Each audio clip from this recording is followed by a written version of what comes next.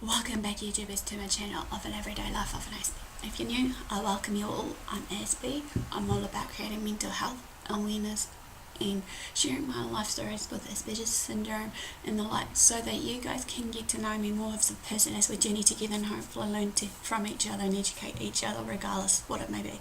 Also do some tips and advice along the way with your general health versus your mental health, along with also some fun and games. So if you're into some of these or any of these, smash that like button, or even feel free to follow me and journey with me by subscribing to me as being part of the YouTube family.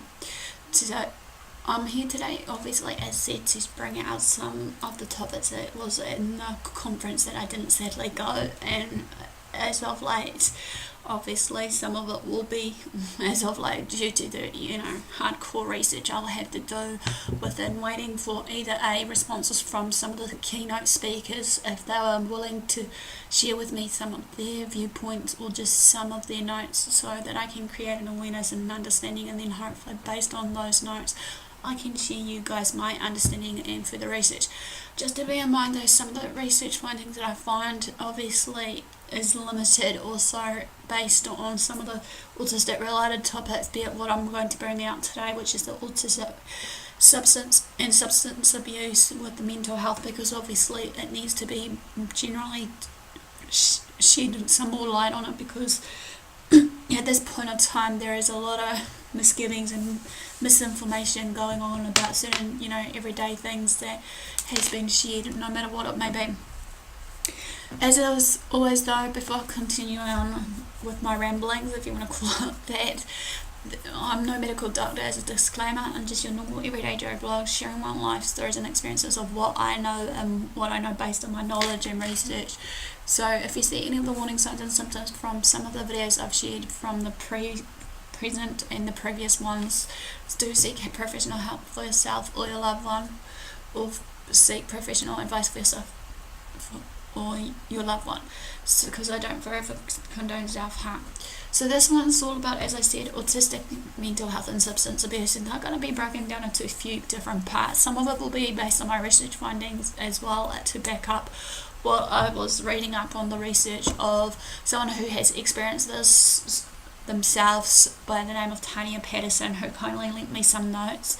So hopefully you'll enjoy these, and hopefully you'll learn something along the way, and I'll bring out hopefully some more of these sort of things, like break it down further, like, I don't know, autism and marijuana, or some form of topic. If you want to like me to share this, smash the like or comment below, so that I know that you're engaging as well as whatever else it may be.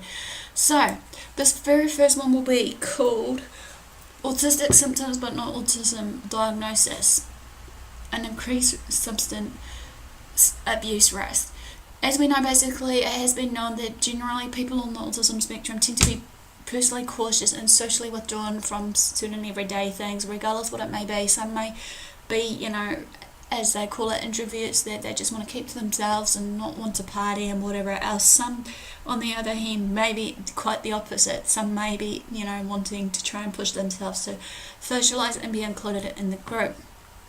But as you would likely to expect, some previous research has shown that people with autism tend to have low rates of substance abuse. The preference for low risk and avoidance of such social situation means least drinking or drug use. But now there has been some new research from the University School of Medicine in Washington found quite the opposite in their findings. However, in their recent study they have done of 3,080 Australian twins, people with symptoms with autism were more likely than people without the symptoms to abuse alcohol and marijuana. However, the interesting reason to why it happens, or perhaps the implications for protecting both autistic people and those who happen to be socially withdrawn, are inside their fascinating research. First of all, people on the autism spectrum, as they say, are a really tricky group to study, and so know to get a feel of what the autistic traits are and what they do and get up to, because obviously, as I said, autism for some researchers here is still new. Because the spectrum includes many people with mild symptoms like those of Asperger syndrome, however, the least extreme side of the spectrum, which may go undiagnosed, like I've shared so many times before, So instead of studying people formally diagnosed with autism, in this case, however, the researchers has asked certain people about their symptoms that tend to be related to autism. How would alcohol and marijuana use correlate with the symptoms like social interaction difficulties, communication challenges, and a tendency to engage in repetitive behaviours that autistics tend to find as a struggle or a challenge? Interesting enough, what they found is that people with autistic traits were no more likely to drink or use marijuana than people without these given traits that are autistics or not. But that people with autistic traits, however, who drank or smoked pot were more likely to become addicted to or otherwise abuse these substances like any other person. In their study, just under 20% of twins without the autistic traits meet the criteria for alcoholism. But of those people with autistic traits, 35% were alcohol dependent. With marijuana, however, that's been used, 23% of this controls had used marijuana more than 10 times in their lives or in their lifetime, compared with the 39% of people with 6 or more autistic symptoms. However, in a press release, just under 20% of twins with autistic traits, or without the autistic traits, I should say, met the criteria for alcoholism.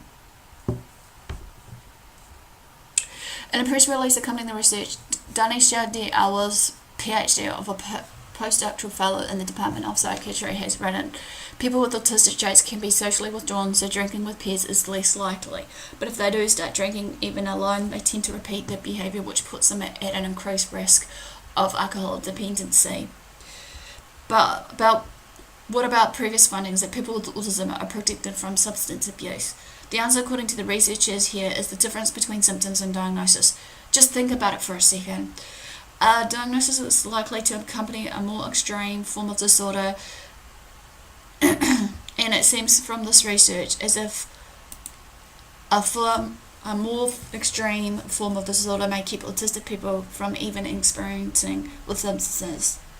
But then at that level of individual symptoms or even cluster of symptoms that are clearly addressed briefly, it could be that some traits related to autism are protective, while others elevate the risk for alcohol and substance abuse problems, says Arpana Agrawal, PhD, Associate Professor of Psychiatry at the University of Sheffield. If autism itself is protective, autistic tendencies may be a risk factor for substance abuse. Which autistic symptoms increase the risk? Are people with only 1 or 2 autistic tendencies at high risk, or are there some tipping points on the spectrum that may increase and then decrease some of these risks? Agrawal, D. Hours, and colleagues are asking these questions on further research. For the time being, I would love to hear your experience with autism symptoms that could be considered autistic, as well as the substance abuse below sort of thing. What's your take on this intersection of these everyday challenges that autistics may face? So this ends basically my first part of the autism, mental health and substance abuse. Give me a like for thumbs up for support. As I said before, ask these questions below if you feel the need to open this floorboard for discussion. Feel free to also share these videos around to your family and friends, as I said, because obviously some of these needs to be clearly addressed and actually raised alarm bells / just a bit of a awareness here and there. Feel free to basically, if you haven't done so, as I said before earlier in the piece, if you would like to be part of my YouTube family and want to get to know me more of a person, as well as maybe us interacting somehow, feel free to subscribe to my channel. Also, if you haven't done so already and you've subscribed or not, don't forget to turn on the notification bell so that you can keep up to date with what I get up to. Also, feel free to follow me on my social media sites that's listed down below as well. So, enough for the day, guys. Thanks for the support. Thanks for watching. Do what you love what you do. Until next time, Aspie signing out, and I'll see you again soon.